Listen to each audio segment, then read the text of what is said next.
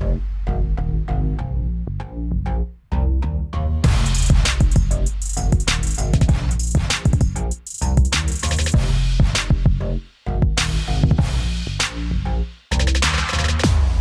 and welcome to Rural Concerns, the podcast about the people, culture and rituals of the countryside and the city. We also talk about phone chargers a lot, and we have affiliate links. Yo, what's up? I'm Chris Cantrell. That one who's just been talking is Sunil Patel. You probably heard of him. And that ominous presence lurking in the background, that's our producer, James. Hello. Scary. The look here, I wouldn't want to meet you in an alley. But you're very nice. But if I just took you on what you look like, you look quite intimidating. I could absolutely batter him.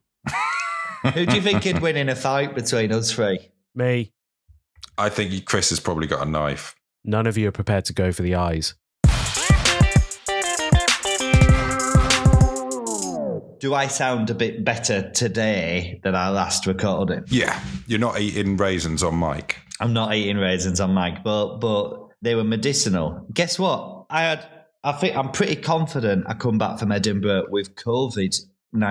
19? No, 19. The average COVID was 19. No, 19. I came back ill, but I don't know. How do you know if it's COVID? Well, a friend of mine sent me a photograph of a positive test result. And now you think you've got it. That's not the same as you doing a test. I'm basically tested. Do you think a month of getting shit-faced and stressed isn't enough? I didn't get shit-faced. I got drunk one night. Did get stressed? I did. Yeah. You're clever, aren't you? You noticed I left that one well. Very stressed. I feel like I'm coming back alive now. I've had my medicinal chocolate raisins. I'm drinking some water. I'm back at home. The boy's back. And I'm clashing with the boy on a constant basis. Like, we're back. And you've had your little holiday as well. Oh, yeah, but it's not on holiday, is it, going camping? It does. It sounds like it is for you. But it is for me because Nicola's James, we've both got wives that would be the ones that tell us what to do when we do it. You know what I mean? We're powerful women. I'll check in on that, but yeah, I'm pretty sure. But so we went after post Edinburgh debrief, a bit of family time, to a loch in Scotland called Loch Ken, where it was we went to a campsite where we borrowed my mother and father-in-law's mobile home that they converted over lockdown. So we stayed in that. This was meant to be sort of like an easier option to using the tent that we've got. So we'll go do that. So you have to put up an awning over the van. This is actually quite fiddly. So my mother and father-in-law came with us, drove an hour and a bit to the loch to help us put up the awning. And my father-in-law has many brilliant qualities and skills. You know, he's a community leader. He's someone who I definitely want to turn to in a crisis. But one of his positive traits is not delegation. So basically, and I think I was quite ill with COVID. And basically, my job while we were putting it up was holding up an air beam, against the elements, keep it. And I wasn't very. And when we entered hour 3 of putting up this awning up, I thought, is this easier than the tent? Is this what we're saying? It sounds like you're just putting a big tent over the van. Just sounds like a bigger tent. But a comfier bed. Comfier bed, bigger tent on the side. It was nice. It was very nice. Did it have a hole for the exhaust? What, for us? To let it out? No, because it didn't need it. It's on the side of the van. It's not on the back. Oh, I see. And what's an air beam? You were holding up an air beam. Is this like going for a long wait? An air beam. They are with modern tents and stuff now, instead of it being like little clickety things that you put together. Poles. As the completist would refer to them as, you blow them up and you've got an air beam. So they're more modern. I think they could potentially have downsides if they burst, you're in a lot of trouble and there's no backup. Yeah, there's easily get a leak. You can't get a leak in a pole. They are a standard practice. I think they're quite, I'd say, frivolous from my point of view of camping. I think the modern pole with the string through it is, I mean, that's as kind of, fancy modern as I would go. I think the air beam is. To me, what you're saying now is keep your colour TV. I'm going to stay with this black and white telly that's got a dial. What are you all doing for toilet? Well, there was a toilet in the mobile home. Come on. But we weren't allowed to use it. Yeah, of course not. There's a kitchen next to it. So we had to go to this like block, like a shower block type thing to do wheeze and poos and stuff. Or keep it in for a week until you can find somewhere with some dignity. Keep it. No, but there was this shower block had like proper toilets and stuff like that. But I just found it. Did it have gaps up above the door and below the door to make sure no one's shooting up heroin? Yeah, it had some of those. Yeah. Proper, is it? That's proper. It's legit. But I just thought, why have we got this toilet? Why have we got this sink if we can't use them? Don't be in the sink, Chris. I didn't wait the sink. Good. But every morning you wave hello to people going to the block to empty their. Do you know, like everyone's shitting into like a little plastic thing that's on the side of the camper van, and then every morning they wheel that receptacle to the chemical waste disposal. And you're like, what are we doing here? What are we doing here? I suppose what is the least dignified? I think carrying your shit around. Yeah, carrying your shit around in a bucket, like behind you. And I suppose you could say this is not my shit, actually. But if you're walking to a toilet block carrying a toilet roll without a spring in your step, people know you're carrying your own shit in your tummy. I actually used a chemical toilet this weekend. Yeah, I was on a boat. Oh. And that's worse than camping, I think. What sort of we haven't even touched on the naval affairs that are. Yeah, and this was naval because it wasn't canal, it was a river. Which river? It was a narrow boat on a river. It's called the Thames.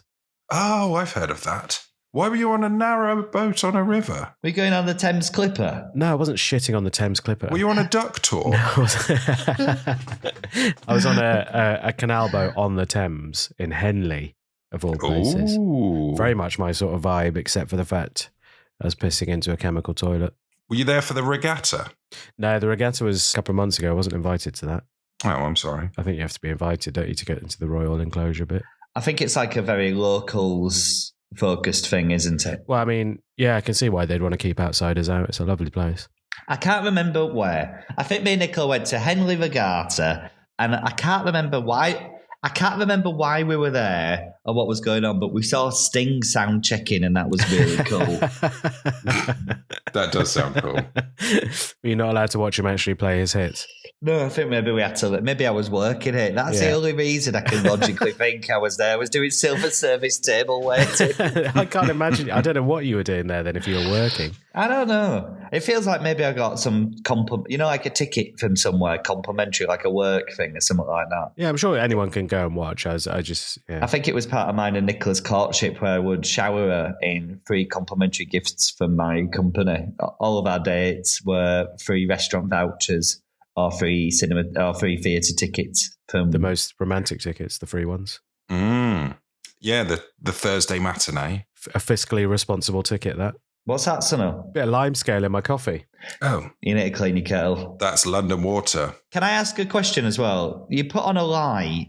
Did you put on, have you put a sunlight on while we've been speaking? I noticed in the reflection at the back of the room, there's a red light in your art. You're quite red. It could be you, Chris. Could be a reflection of you. Oh, yeah, that's true. No. It's the lamp above my desk reflecting behind, and it's got a slightly reddish glow. It's usually just on in the evening. Is that to help you get ready for sleeping?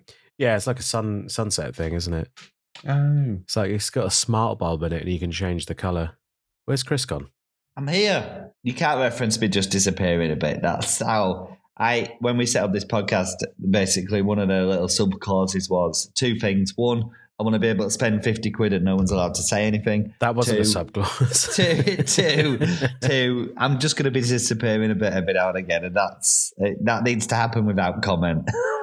Right, okay. Well, that's fine. Could you message, this is bad, but do you think you can message Nicola to make me a cup of coffee or something? Or a cup of Can tea? you message her? I don't know, because I can't message her and say, get Chris a coffee. Can we just briefly talk about milk? Yeah. Of course, always. I got a new milk. is called Graham's milk, which sounds like gum, but it's Is it dairy? Is it non-dairy? it's dairy. It's the creamiest dairy. Oh, we know it. Oh, the only thing we know for sure is it's thick. It's viscous. Graham's viscous milk. I had a good explore of the dairy section and hell of a lot going on there in terms of like non-proper dairy milks. More like an alternative to dairy. That's right, James. I'd shake your hand now if I could. I think there's a pushback. Do you know, like we went really mad on like oat milk and alternative milks, but now we're coming back. Do you know what I mean? We thought things were getting progressive, but they're not. We're actually the dial shifting back. We don't have to do diversity anymore. Return to tradition. You can be racist now. That's fine. No. We're having normal milk. Chris has been bought by big racism. We're having normal milk again. Oh, your wife just texted me saying no. Is it being racist again? Yeah, I think she can hear from outside. It's either no to racism or no to getting you a cup of coffee. Either one, I'm behind her. Either one, yeah. What happened in the milk section, Chris? You got derailed by Chris's anti-woke mind virus tirade. Because Chris, I knew where that was going. I've started frothing my milk for my coffee. Oh la la! My flatmate's got a velvetizer, one of those hotel chocolat things, which is essentially a milk frother and warmer. Not a good hotel. Try and ask them for a room for a night, see what happens. Go into the one at Euston and ask for a room for the night. They've heard it before. I've been in there. Imagine if, because of their bylaws, they have to honour it. Froth the milk in the velvetizer. You pop that in first and then you put instant coffee in, which is all I've got. Absolute game changer. It makes the morning an absolute delight. Why have you only got instant coffee? You live in London. I know, but I can't be asked making good coffee at home when there's coffee shops everywhere. No. Listen. You need to buy yourself an AeroPress, like a hand AeroPress. Come on, it's so simple. I've been through the phases of grinding beans. Look, if I'm going to have a nice No, coffee... you don't have to grind beans. You pre-ground coffee. Take that. I know. I've done it all. I've been there, done that. Pour over. You've done it. I love this. The world's best baristas, like absolute craftsmen, wizards, and you know everything that they're done. Still, you've ended up at Maxwell House. Maxwell, there's nothing beats an instant coffee. And I think a man is at his peak performance when he is only drinking instant coffee and frothing his own milk in a velvetizer. I have never heard a sentence that is more destined for no context rural concerns. Don't put that in no context.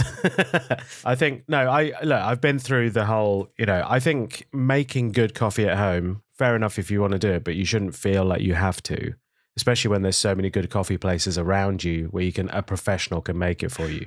I think he's got a point there, Chris. If you're in London, you don't need to know how to make coffee. I make myself one fancy AeroPress coffee like a day to wake up. It's very much part of the morning routine. I can't be going in. There's no coffee shops open till 10. You can't be walking all the way to the garage to use the Costa machine. For a good coffee. Oh, Nicola's here. Oh, hello. Oh, yeah, I'll have a coffee if it's one Oh.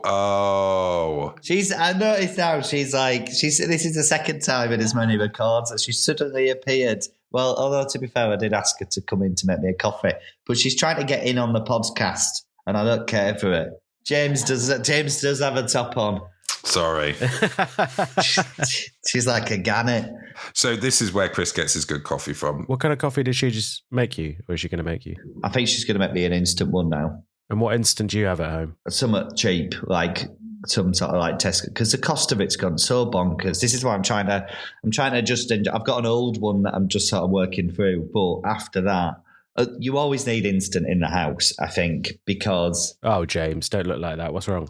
Literally don't... I was just thinking we don't even have any instant. What a disrespect. So if you've got... What a disrespect. If you're... No, but do you know who this is disrespectful to?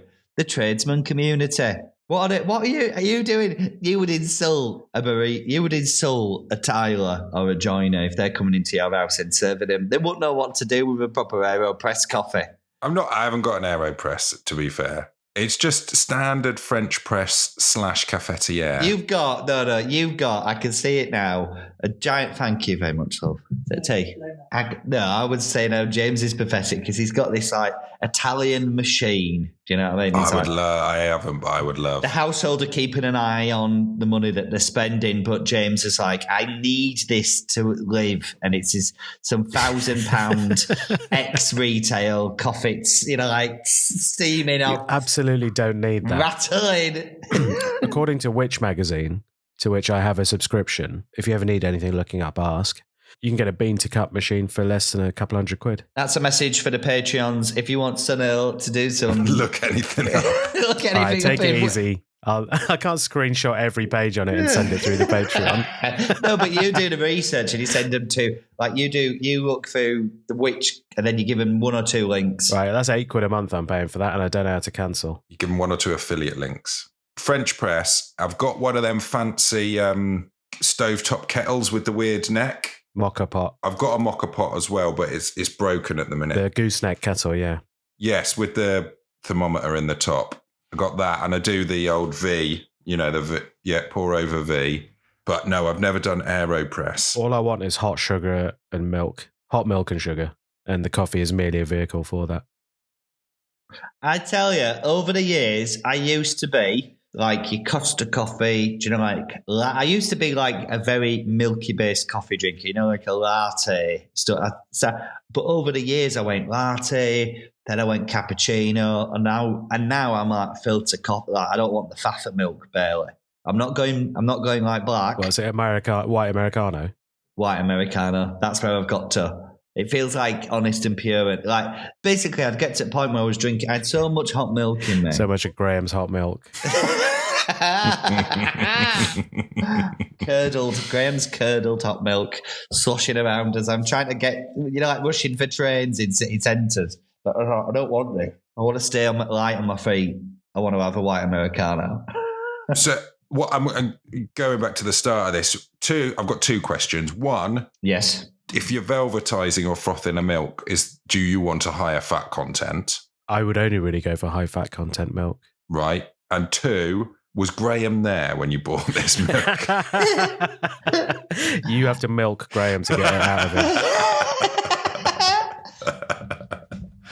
He's like, get the lad the proper stuff. You can only produce 2 bottles a day, so it's pretty expensive.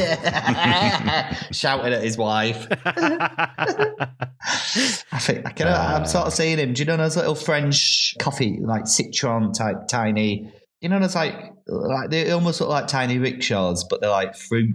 They're like French, very French little. You would put like a baguette in the back of it. Oh, he's hitting the mic. He's so worked up about miming a baguette.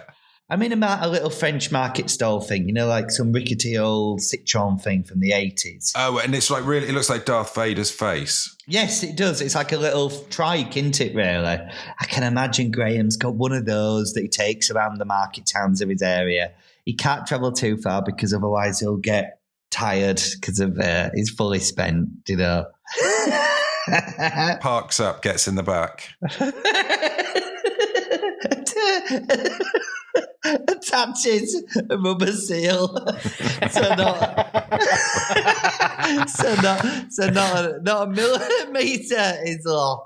Not a milliliter is lost. Now it's not Graham's Gold Top; it's Graham's Gold Smooth. Oh. Okay, so the cream isn't on top; it's mixed throughout to give a nice creamy taste all the way through the whole bottle. Good. It's good fun. That's all it says about it, to be honest. I'm going to meet the Grahams. Who's given us this milk? Do you think we could get a brand sponsorship? Not after we've said Graham's milking himself. No, it's Dr. Graham. It's Dr. Robert Graham. Oh. Yeah. Where is he on Jersey or something? Yeah, he's got a Jersey herd, but they're based in the Bridge of Allen. Allen? Yeah. 400,000 pints a day. Wow. That's how much he's getting out of himself. Milk's one of those things. The cost of milk is going up now, isn't it? I don't know. Well, everything's gone up, hasn't it? Yeah, but I think milk was one of those. Do you know those like mad EU subsidised things where it was very like price wars on it and stuff like that? So they were just like he's just throwing it all down the drain because they were producing so much of it that there was no value to it. And you're like, something's not right here. That sounds mad, doesn't it? It sounds mad, and I don't want to get I don't want to like half-cocked say some mad stuff about the EU. No. No. Neither does Joe, because you'll be making more work for him. No. I respect Joe's time.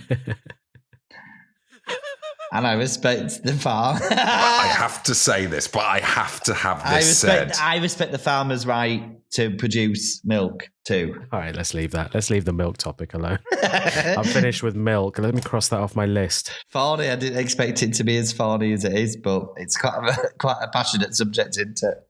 Can I have a biscuit now? Let's have a biscuit break. What do we need to talk about? Both your holidays, have we done that? We talked about my holiday. I'm trying to think whether there's anything. What do you do on a camping holiday in the day? Honestly, right now, for this time, I read one full book. My son's just away around the camp. My son's he'll go up. He's an only child and he's developed a set of skills that I think will do him very well in life, where he'll just go up and be like, do you want to be my mate? And most kids at that age are knocking around on campsites on their own are like, yeah. Then you just see him at 9 o'clock at night. That's pretty impressive. He comes in, grabs like with his unwashed hand, which I know has been prodding a dead frog. He'll just grab a handful of Milano salami that we've taken. And then other than that was just ill. I read a brilliant book called, I think I've referenced it before, but there's an author called Christopher Buehlman he's wrote some really cool books. And I've read a small handful. And I read a book called The Daughter's War, which is it's set in a medieval world. Oh, hello. But it's very like grimy. And what I really like about his stuff, and I won't labour the point, but right, and I'm not slagging off Tolkien here, but do you know when you read like Lord of the Rings, they're very genealogical in terms of like they read like you're reading family histories. Yes, there are some boring chapters of like, oh, this is foreign begat of Durin, and it's like it shows. He's really good at showing a family, like ages of time pass. Like the first age of man or whatever, and and then it'll take that right through to the fall of the kingdom. Whereas this guy's books is Christopher Buehlman. He writes very presently, and I think he does it's a world that's sort of like a medieval light world, but where every region has its own character. That you can sort of see that he's based on like historic societies from our world. But like it's got its own religion, it's got its own money, and I think the way that he shows rather than tells in terms of like this is how this religion works. This is there's a group of people that worship death, and they become the instruments of Lady Death, and it's like showing how their brains perceive death and process it, and what this is beautiful and like what obviously is abhorrent.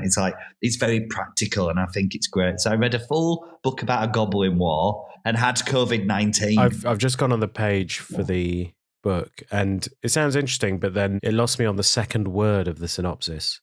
Go on then. The goblins have killed all of our horses and most of our men.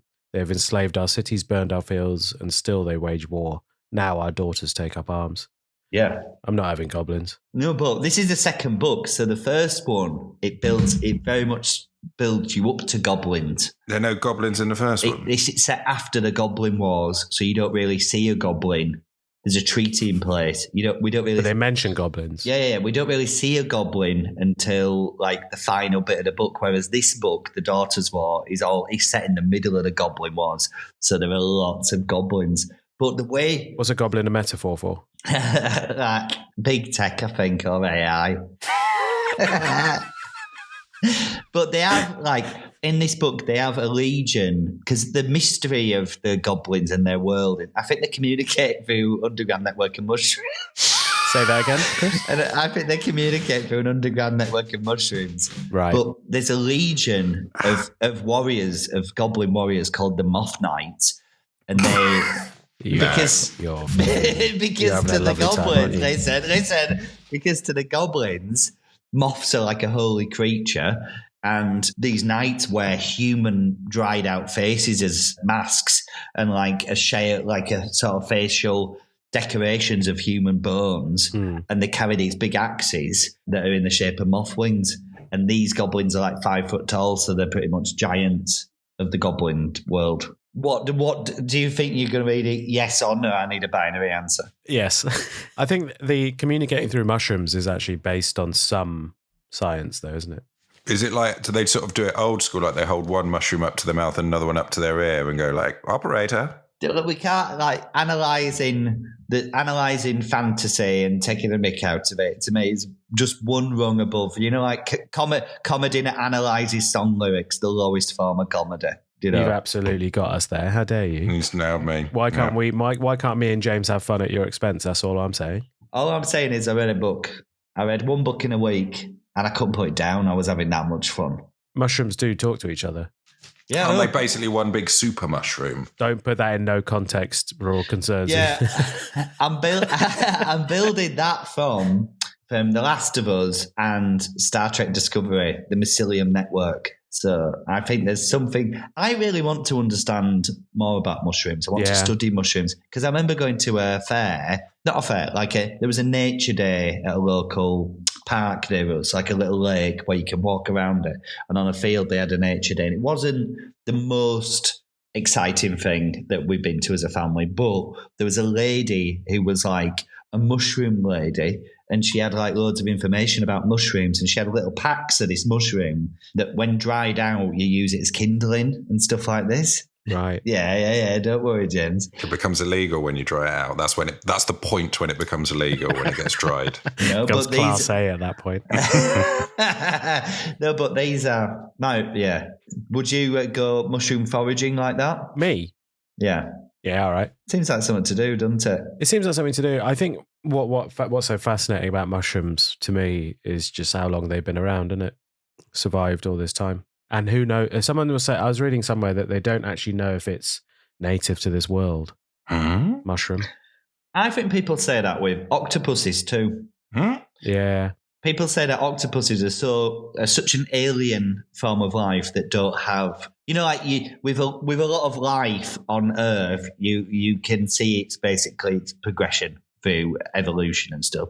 Whereas with octopuses, someone said they could have crashed here on an asteroid because they're so different to a lot of the life here. The answer, of course, is God, but no one wants to accept it. We aren't ready to accept God yet.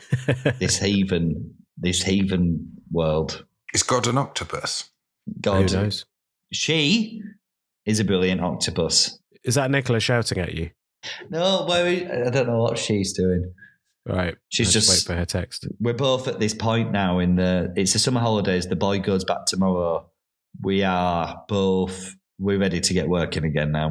You're going on a tour? Yeah, speaking of bleak futures. Speaking of bleak financial realities, help me turn this into a great time. Yeah, I'm going on a tour, a debut tour. The first time I've ever done a tour on my own, which is a huge deal. I'm so excited. The bulk of it, two things. One, I'm doing 2 dates in September 2024 at the Soho Theatre in London on the 19th and 20th. That's very soon. That's really soon. It's like next week, I think. It's not fun. As in when this is being released. Yeah.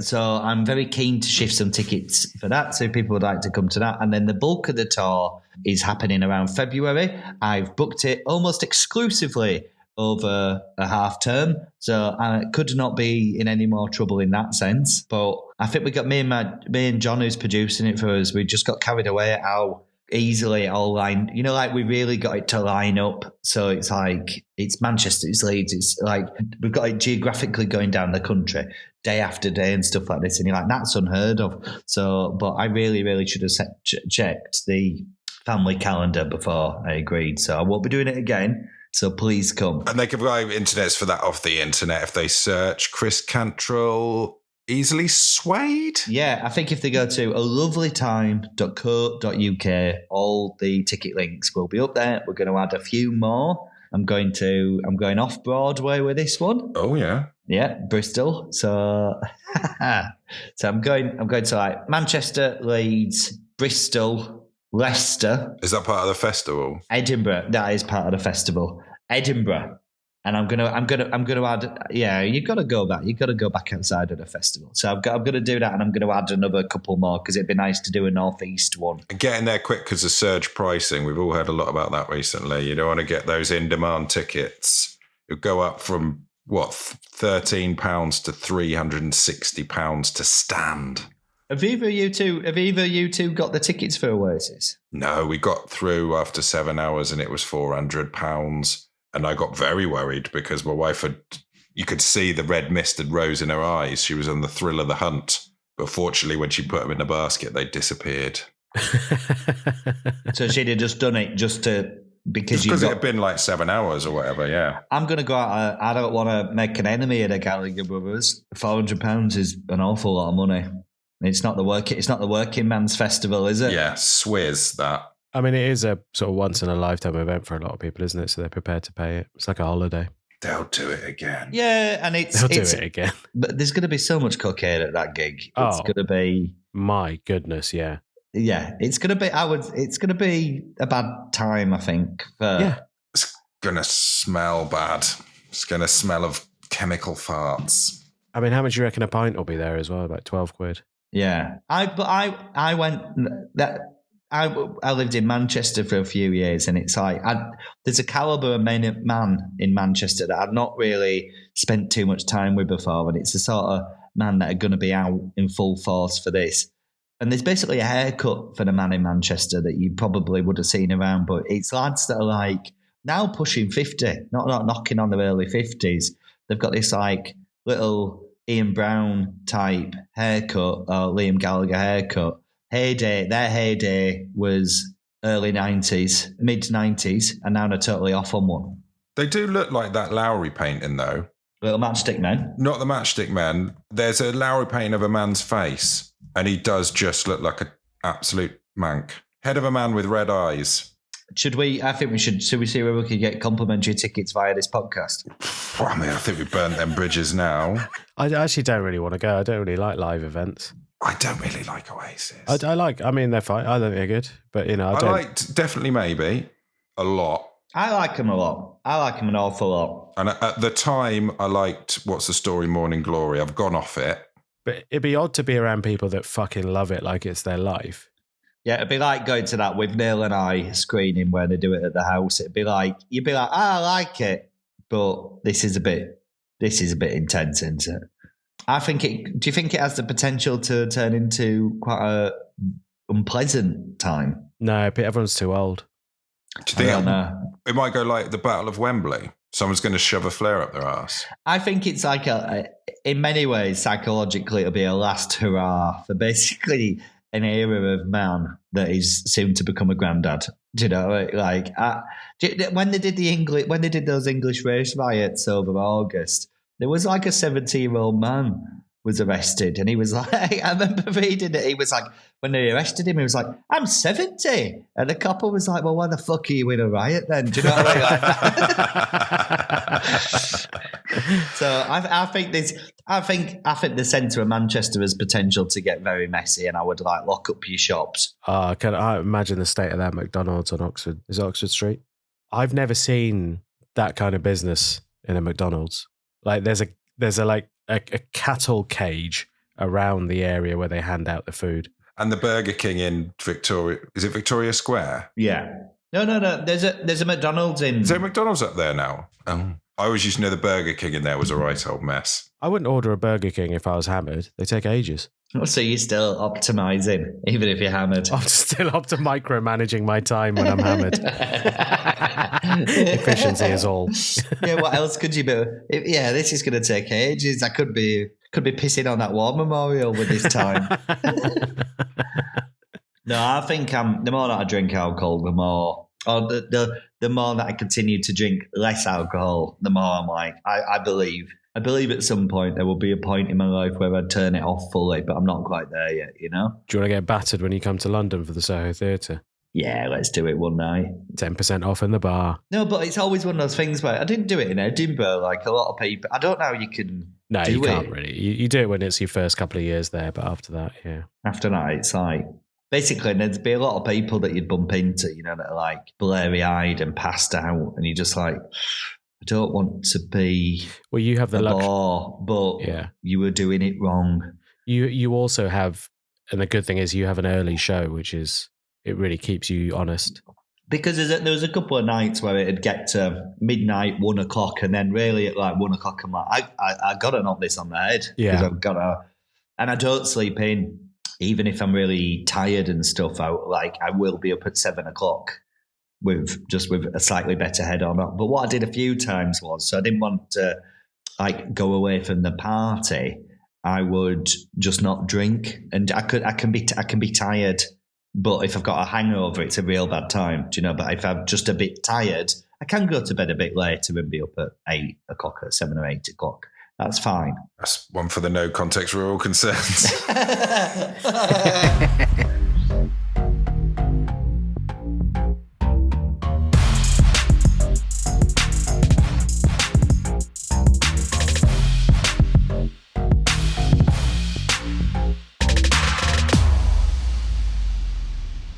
Thank you for listening to Rural Concerns. And if you enjoy us making light of drink driving, you can support.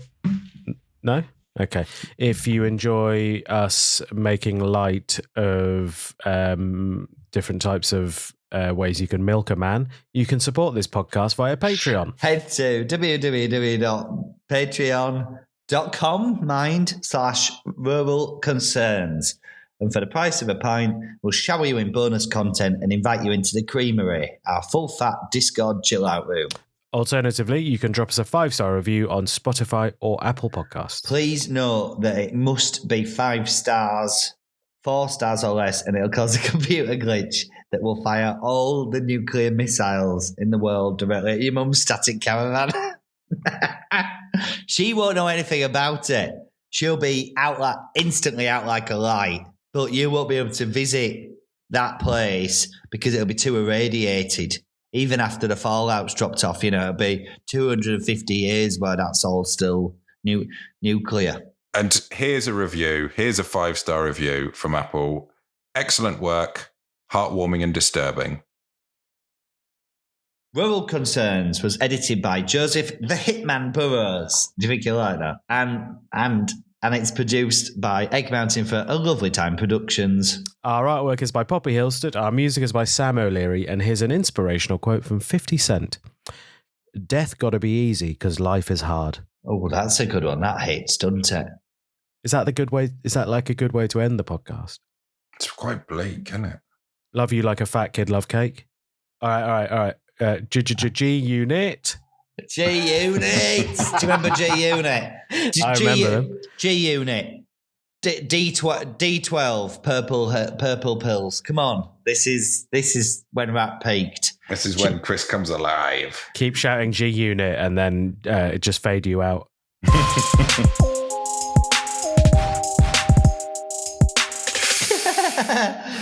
No, I think I'm sort of do you know what I mean? I've lived a life. That's all I'll say.